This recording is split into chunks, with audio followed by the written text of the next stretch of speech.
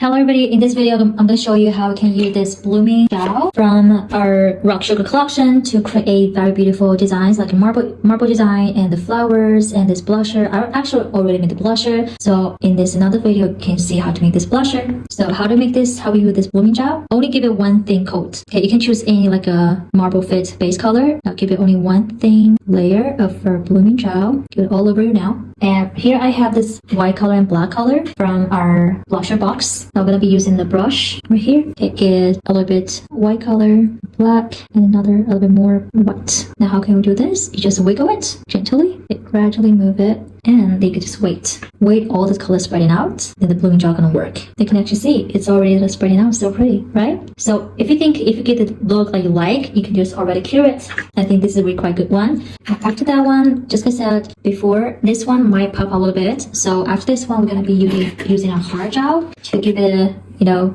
even surface. But this is not always the must. If you get this perfect even surface, you actually can skip that one. Right now, give it a 1 minute curing.